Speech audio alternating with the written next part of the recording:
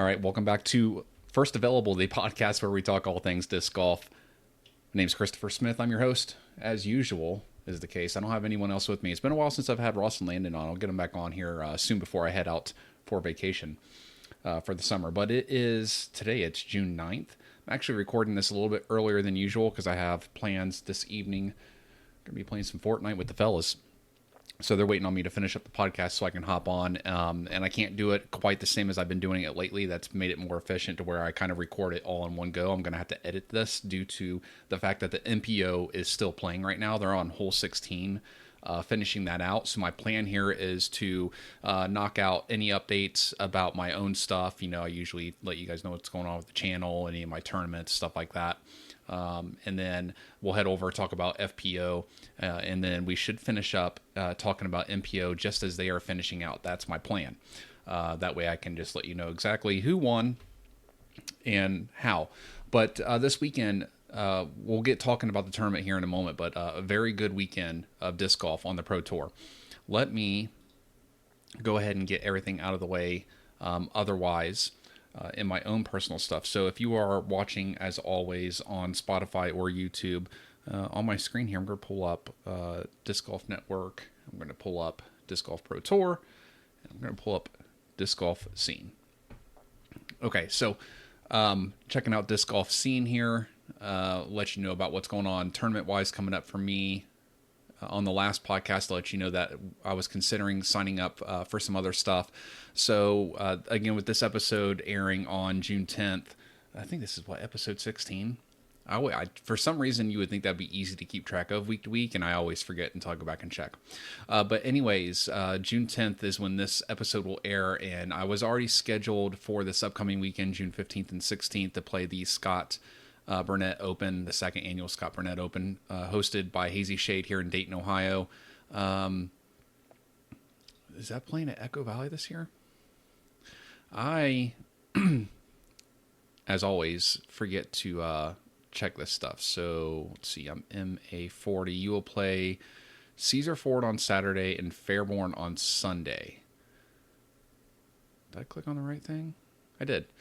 So oddly enough, I didn't realize this. I thought that we were playing Arthur Fisher, because I think that's where it was last year. But it looks like MA40 will be playing Cedar Ford on Saturday. So I'll be playing Cedar Ford on Saturday. I'll be playing Fairborn on Sunday, which good that me and Ross and the rest of the guys, the rest of the boys, played Cedar Ford recently, just a couple weeks ago. There's a video on the YouTube channel if you're interested in seeing that. It was just kind of like a highlight clip of us playing through the course kind of deal. It's only the second time I'd ever played there, so good for that. Curious about the tees. With it being MA40, I'm guessing we're going to be playing the middle tees, and I kind of hope that. I don't want to play the shorts, just because we had just played that on that casual round, and the shorts were really soft. The par fours were really easy. I don't want to play the longs because I don't want to throw my arm out. But the middles would be nice. It doesn't matter what it is. If we play longs, I don't care. That's what we're playing in the Hazy Shade Biop coming up in August. Let's flip back to that real quick. August 24th and 25th. Be playing the same exact two courses, which I didn't realize that until just now in recording this, that we play in the pool that we are in, which again is MA40. That is a B pool, I believe, yes. You play CFP and then Fairborn. So same two courses. I did just see on Facebook that Hazy Shade is moving a couple baskets at Fairborn. I actually went there, I think 2 days ago. Pretty sure it was 2 days ago. Just to check to see if anything had changed. Nothing had changed there since the last time that we played it, which I think even goes back to my first solo tournament at the beginning of the year. I think it was still the same layout, but they did say they're moving a couple pins. I'll be interested to see what those are. With that being said, Ross, Landon, and myself also signed up for this little flex, the SBO Open Flex, which is Friday. We took the day off work. The three of us are going to be able to play on a card together. I think Landon's going to be playing the MA3 division, so he's taking a step up and challenging the complete field and not playing in the juniors division, which I think he'll do well on that course. He plays pretty good there. Some good forehand lines on that course. And then obviously Ross and I will be with them. So hopefully we can assist from a caddy standpoint. I don't know. But at any rate, yeah, Ross and I think pretty sure Ross signed up the same division I did, MA40, but we get to tee off together with the flex start, which I like. That'll be fun. It'll be just a nice, relaxed Friday morning of official disc golf with the boys. So yeah, we got Landon in here in the MA3, and then you got myself and Ross are currently the only two MA40 players. So if anyone in the Dayton area Friday doesn't have to work and you want to come out and play some disc golf, and especially if you're in the MA40, but because it's the flex start, if not, any division. Check your tee times on Disc Golf Scene. You can register, sign up. I think we're playing like a 10:36 tee time, if I'm not mistaken. But that does it tournament-wise for the most part. Like I said, I am still considering signing up for something while I'll be in Jacksonville, Florida, coming up for the 4th of July. I'll be there for a short amount of time. But it'll be enough amount of time to where I don't feel comfortable signing up for anything in Ohio, just in case I'm not here. And what's available in Florida is really limited. It looks like they have a B tier tournament going on for July 13th, 14th. And you're going to hear Facebook going off because, like I said, it's almost Fortnite time. So the boys are hitting me up for some Fortnite. But yeah, they have this B tier tournament going on, the Jacksonville Trifecta, sponsored by Par on Disc Golf, powered by Woodpecker's Disc Golf Course. I assume that's what DGC means here. But they have a little flex start on that Friday as well. So that might be my best opportunity to get a tournament in July and get my first ever tournament in out of my home area, which would be kind of cool. The only thing about that is that while I like the flex start here because I have like Ross and Landon or other people that, I know that I could tee off with, got to sign up for a flex start and just maybe I'll reach out. I am in the Jacksonville, Florida disc golf Facebook group, so maybe I'll reach out, see if anyone else there is playing and see maybe if I can just find a chill card to have some fun on. But I do like the Trinity Baptist course. I have to mute Facebook or that's going to be a problem. Where are you at? See, now let me get this muted because it'll just sit here and ping and ping and ping. I always forget the easiest way to do this. But anyways, yeah, I'm thinking about signing up for that. That's going to probably be the most likely because the only other option would be to sign up for the actual B tier, and I don't want to do a 2-day tournament down there. And this, did I read this right? Yeah, not only is this a 2-day tournament, I thought I was looking at this earlier, but I think that if it's this red, white, and blue layout, this sounds like a lot of fun, other than the fact that I lived in Jacksonville, Florida for 15 years, and being out from 7:30 in the morning till 5:30 p.m. in the middle of the Florida sun does not sound fun to me at all. I'd literally rather play disc golf in the snow.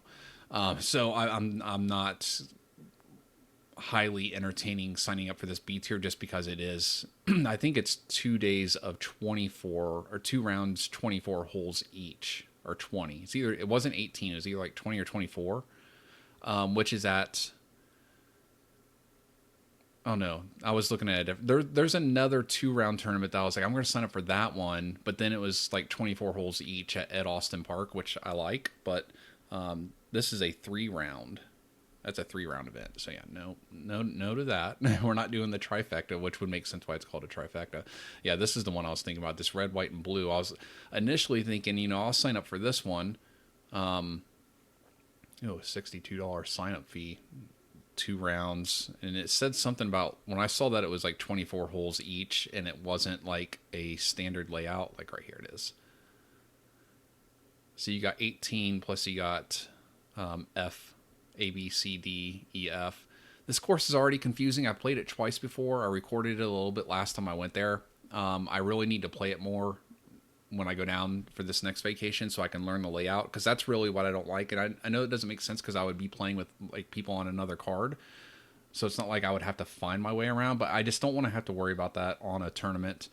Sorry, I'm trying to get the MPO pulled back up here so I can keep an eye on it. So yeah, they are on, looks like they're just started. Looks like lead card is about to start 17. if they haven't already. But yeah, so that's it. Again, just to summarize everything, because I'm scattered brain trying to do a whole bunch of things at once. We've got, let me get this.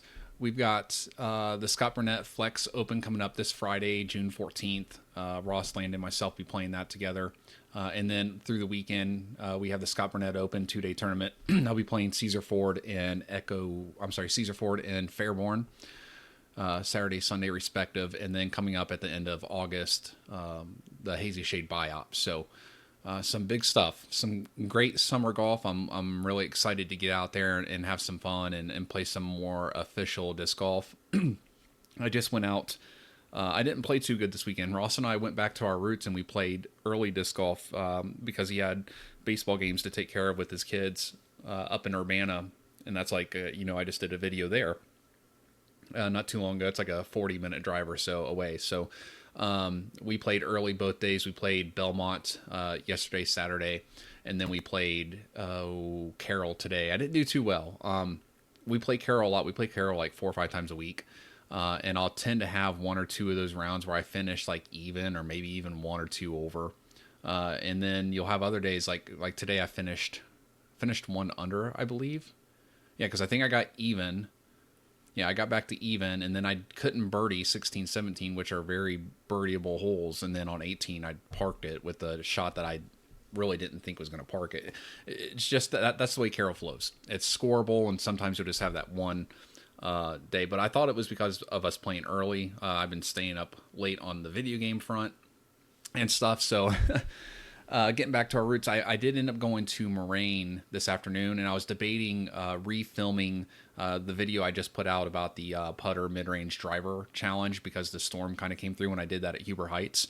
And I went out to Moraine, and I figured, what I haven't done in a while is just gone out and played a solo round of disc golf where I just like scorecard everything to the side. I'm not filming it. I'm not, I kept a scorecard open just so I can put numbers in there, but I wasn't playing like official shots. If I had a bad drive or I wanted to throw a second or third drive on a few holes, I did. There's one hole, I think it's hole 14, where you're first coming back into the woods after you zigzag out in the open field, where it's that little hole where there's like 3 lines. You got like the right hand line, the center line, the left hand line, and I'll typically go forehand out that left gap because that's the biggest gap. It's the easiest secure shot. But for instance, like I had one of those rounds where I just sat there with my mid ranges and was practicing my straight forehand. Had a lot of fun with that. So I didn't film anything for that other than one short video, which I'm rendering.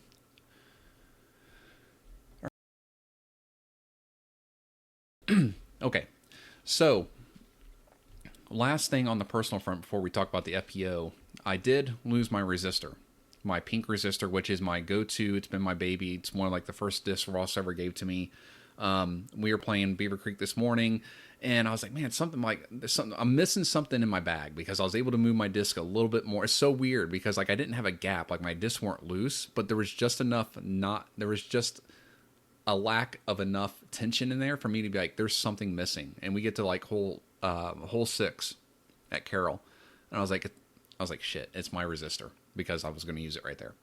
So I'm almost certain yesterday morning, again, I'm going to blame it on us having to start our round at 8, which means, we have to get up at 7:15, 7:20 in the morning. I'm going to blame, we were on hole 13, and hole 13 at Belmont has had my number, that soft backhand turnover that should come out of it and straighten up with a mid-range that seems like it's so easy on paper. I cannot hit it. And I threw a bad shot yesterday, and then I was like, well, let me try a second shot. Let me just try my forehand here, which I don't ever try. If you play Belmont hole 13, there's that pine type tree out there on that left-hand side, and it's a perfectly placed tree because it's right in the way of just a standard straight stock flat forehand that would fade right up to the basket. And if you go right of it, unless you can throw a very neutral disc that'll just go straight the whole time, but I'm not good enough on a forehand. I need a little bit of overstability to correct my bad form. You go right at that, you fade out too early, you can't push up to the basket, you try to go out around it, there's a second tree out there on the backside, and trying to split that gap, anyways, hasn't seemed possible. But I threw a second drive with my resistor is what I remember throwing it there, and that's the last place I remember throwing it. And there was a lady walking her dogs out on the road that right after we finished driving, she asked us some question, or I don't know. We stopped and talked to her for a moment, and then I just forgot to pick up my second drive. So if you're in the Dayton area and you see a pink resistor, I did go to Hazy Shade today. It's not there on the Lost and Found, and I checked at Belmont just to see maybe somebody put it at the opening or at the start on hole one. Didn't see it. But if you did find it and you happen to hear this podcast and you want to get in touch with me, I'd be more than happy to get you a new resistor or a different disc, similar or whatever you want, to get my old pinky back. But I did go out today, play Moraine. Whole point to the story I was trying to get to was that I put the new resistor in the bag. And I had thrown this a couple times. I don't remember where or when, but I remember throwing it. I was like, man, this one's kind of like, it's got the nice stability of a resistor, but it's not like super beefy like my old one. This one's a workhorse. I got a little short video I'm going to be putting out today. I had thrown it a couple times, and I was liking how it was actually not dumping over, and it was really pushing straight and almost being like a super glidey type resistor. I don't really know how to explain it other than the fact that I feel like typically with the pink resistor, I would love it for a 275 foot shot. You know, that if I just wanted a standard shot to where I don't want to try to take anything off the disc, and I also don't want to try to throw it really hard. I just want like a nice smooth shot. 275, and I wouldn't really throw that pink resistor on any hole over probably 290, 300. But this one, you'll see the video when it comes out if you watch my YouTube channel. Hole 13, the last one along the farm. Before you get to that hole 14 I was talking about with where I was practicing forehands. 330 foot hole. I had a pretty wicked left to right crosswind, and I thought that coupled with the overstability of the resistor, that wind would, you know, fight that resisting fade. And I threw it probably about 10 feet past the basket. Again, it was a 330 foot hole. So, that's not like I didn't all of a sudden gain that extra distance. That's the disc. So this one really seems to bomb.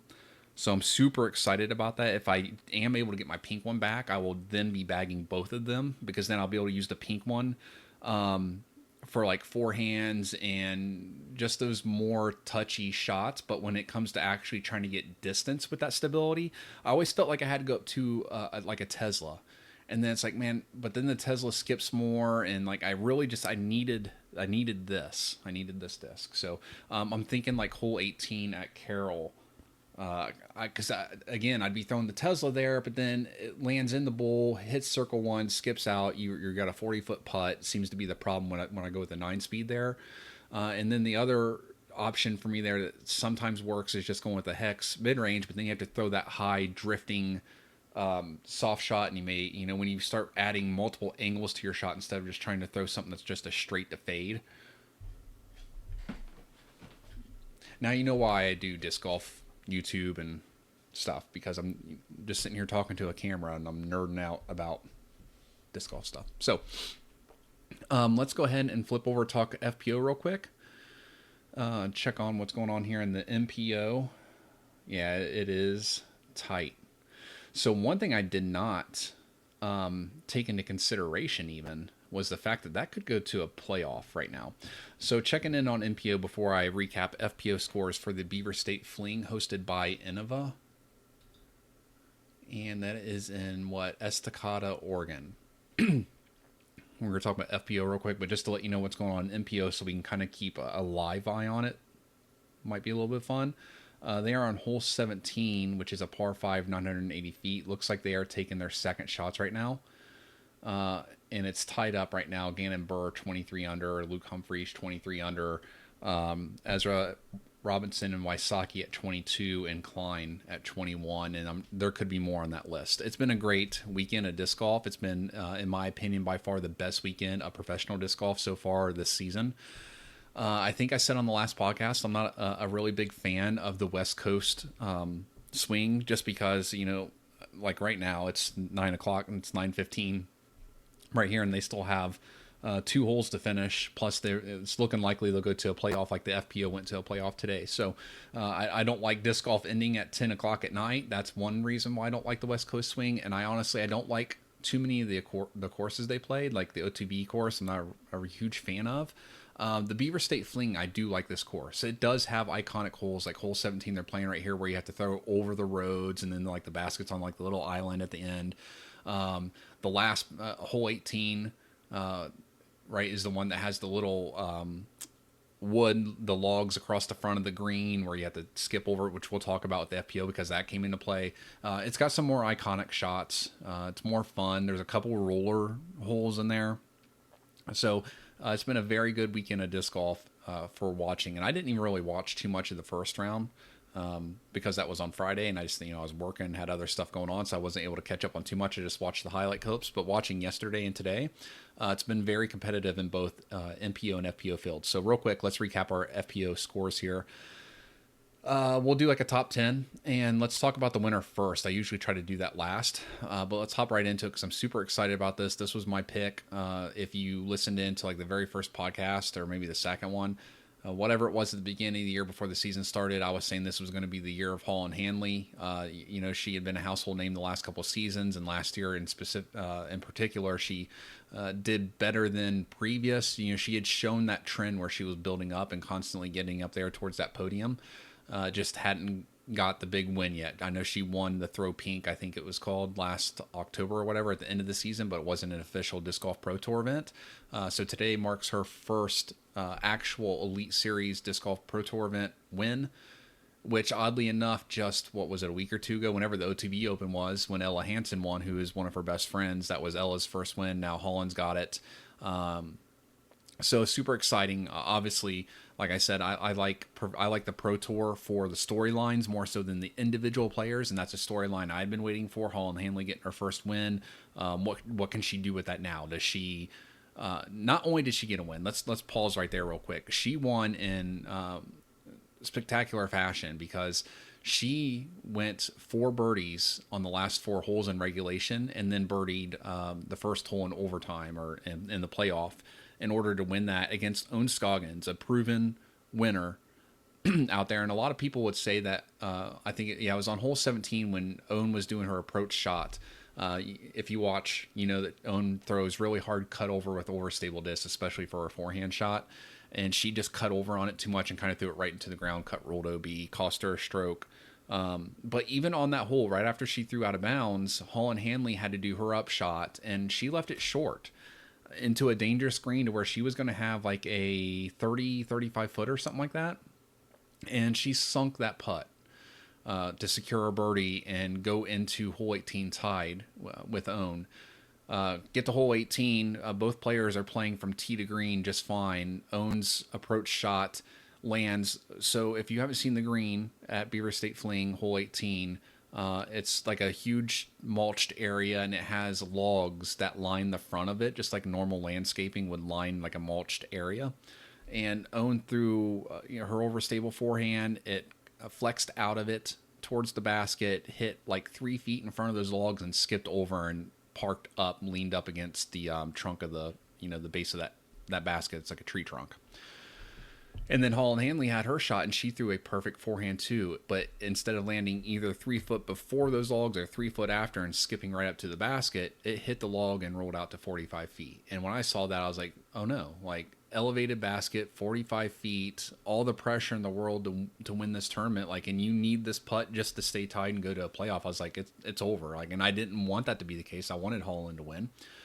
But she stood up and she sunk it. And when she sunk that putt, it almost looked like she forgot, like, that didn't actually win. It looked like I think in her mind that she knew she was winning that tournament.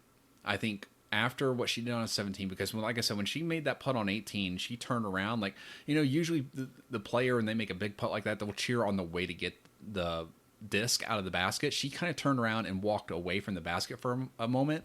And I don't mean this in any like negative way. I like it. I like it more in a positive light, to where I think, like I said, I think in her mind, she had already won the tournament. I think from that point on, she had determined that it doesn't matter. Like, that just saved me. This tournament's mine, which I like.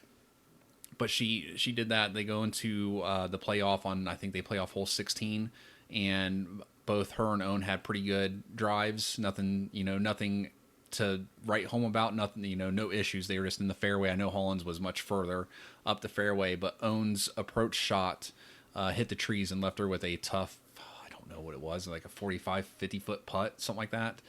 So she just didn't have a putt. So she was parring that out no matter what after her approach shot, the way it came in. Again, door wide open because Holland threw second on her approach shot, and kind of like hole 17 in regulation, she left it just a little bit short. But this one was much better. It was like a 25-footer, just a little obstructed by the trees, but she sunk it, took home the victory.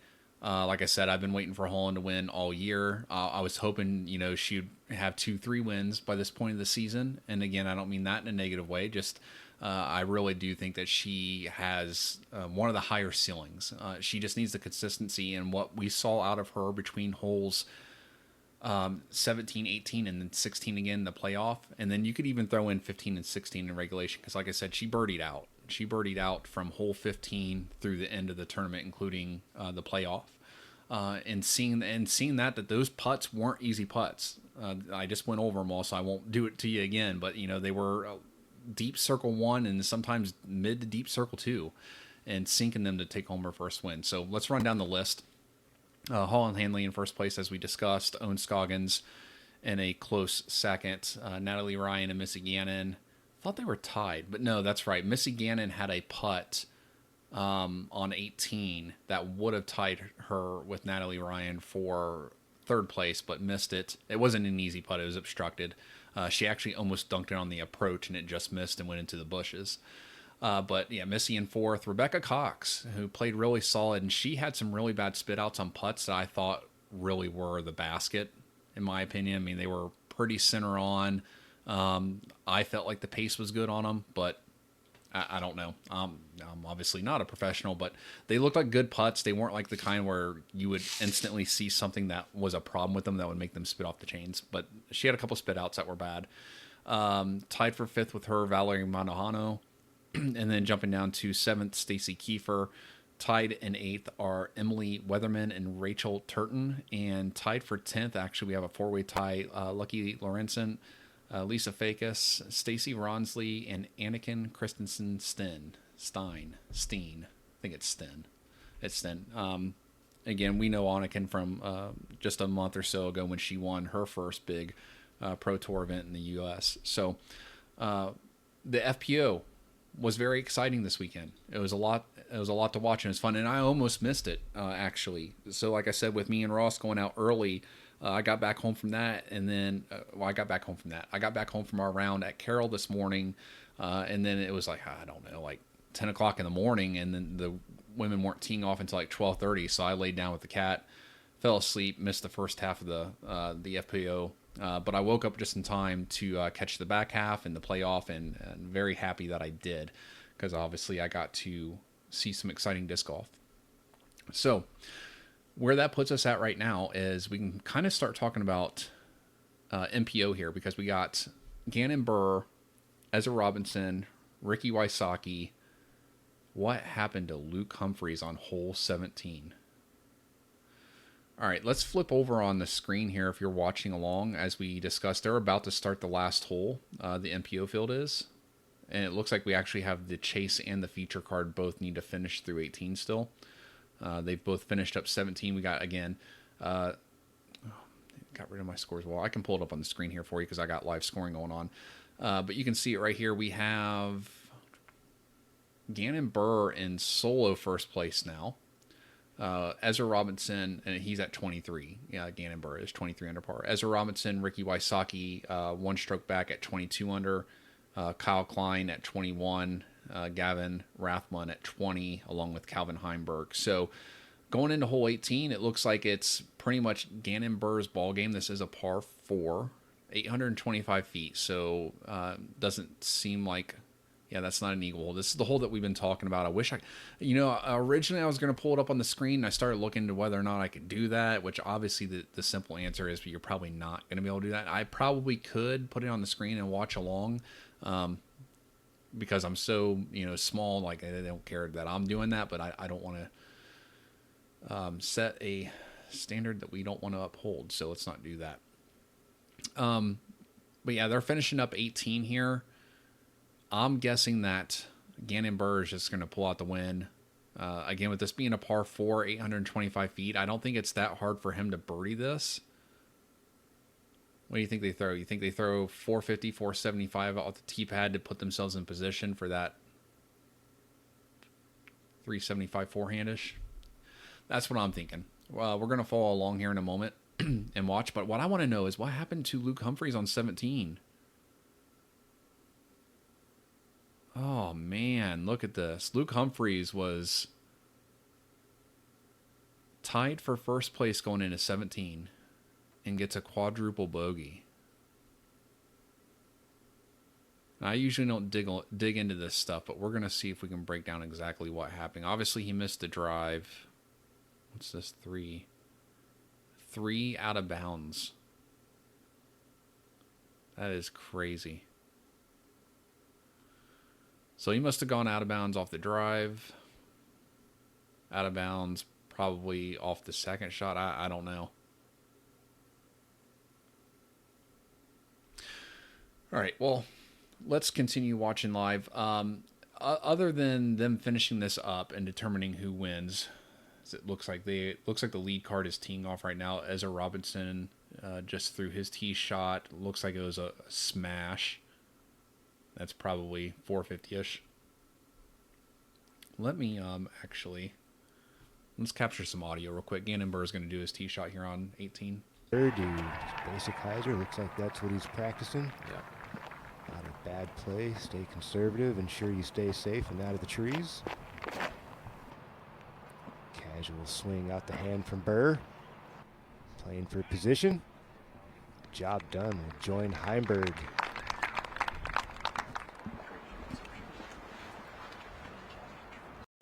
Yeah, so it looks like we have Gannon Burr and Heimberg out in the middle of the fairway. Not crushes, like they're not pushing anything, but just standard. Luke Humphreys, did he? In the trees for a minute before falling down. I thought you were going big with that dip. No, I really shouldn't be throwing it on that line either.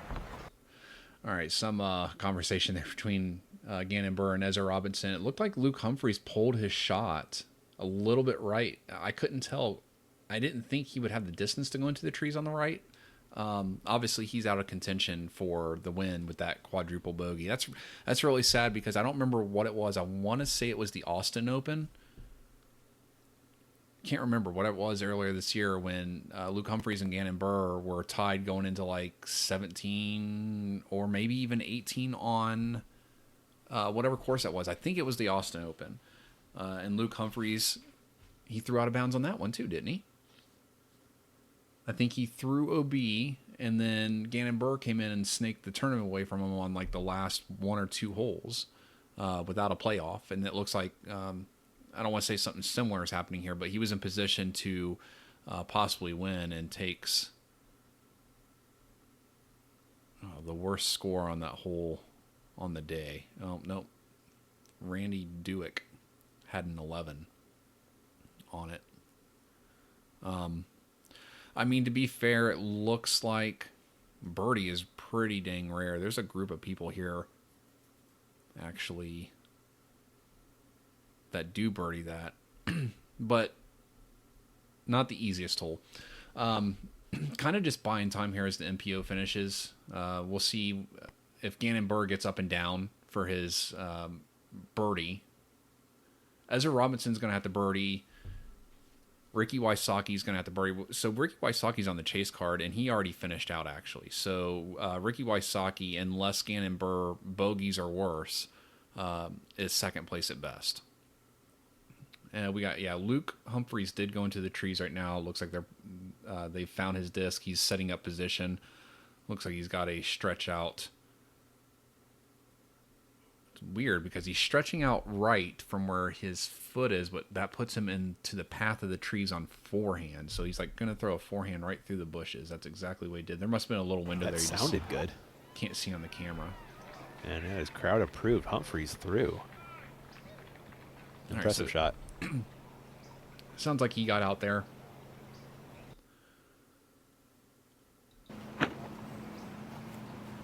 Nate letting us know there's a little bit of a tailwind for Burr's second shot. Should see him go up and over with a big hyzer. I got you live on audio here. Gannon Burr approach shot. Doing a little practice swing. We'll And see. that reading is accurate for Burr, right around 420 to the pin. He's got 420 to go. Iceman trying to ice this tournament with an exceptional approach.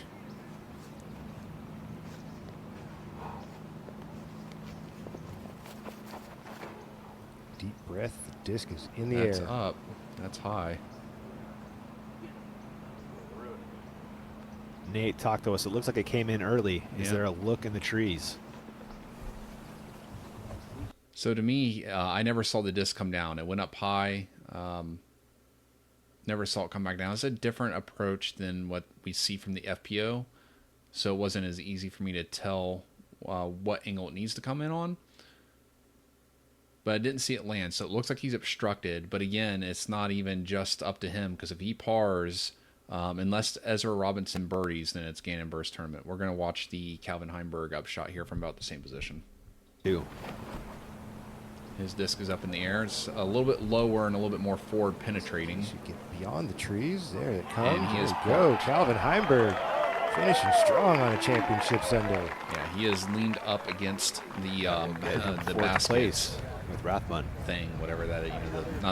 It's a, Klein unfortunately Not a koozie. bogeyed the last, not to drop out of that. all right. So yeah, we really just need to see what happens with Ezra Robinson. He's on the fairway after one throw, 374 feet from the basket.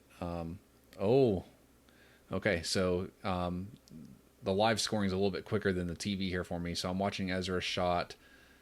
And similar to Calvin Heimberg's, low penetrating shot didn't fade out as much, but it got around everything due to that.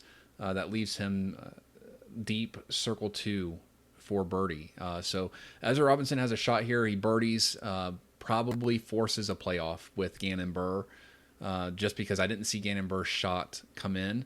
Now, one thing to consider, and I don't think it's going to be the case. I don't know how thick those trees are that Gannon Burr landed in that shield the basket. But would it be possible that forces a bogey? Because if Gannon Burr bogeys and Ezra birdies, then Ezra outright wins, right? He's one stroke down right now, so I'd give him 2. I don't know. I don't know if Ezra has the 60-footer in him. And it just depends on whether or not Gannon Burr can at least easily lay up. Oh, yeah, this basket's completely different. So Luke Humphreys right now is straddled over the logs. I'll actually show this real quick because it'll just be super quick. But if you're watching along, you see these logs. This is the FPO basket to his right that those logs are protecting that green from, that I was talking about earlier. So, yeah, the MPO basket's up from that. I didn't know if they had a longer tee or if they had a longer basket. Okay, so they are walking up. So I know the end of this podcast is going to be a little bit slow with this happening like this, everything going live. I tried to time it the best I could. As long as it doesn't go to a playoff, I think it'll actually be all right. They are walking up to Gannon Burr and Ezra Robinson's, obviously the entire card. I think that Calvin's parked. I didn't see where Luke finished there, to be honest with you, because I was moving the video off the recording screen. But we can check over here in live scoring, can't we? So we got Luke Humphreys putting for par from 42 feet. Calvin Heimberg putting for birdie from 32 feet. I don't believe that. I think Calvin Heimberg is within 10 feet for sure. They're trying to find Gannon Burr's disc. So this is what this tournament comes down to right now. Everyone else is finished. Calvin Heimberg is going to finish, tied for either 4th or 5th. Luke Humphreys is going to finish tied for 7th. Or he can move up into that tied for 5th or 6th. I mean, there's a lot that can move depending on whether or not these guys hit these birdies. Everyone's putting for birdie. Gannon Burr is 86 feet. He's furthest out. So he's really just needing to get up and down for his par and hope that Ezra Robinson misses a 61-foot putt. That's what this tournament comes down to right now. Let's listen into some audio.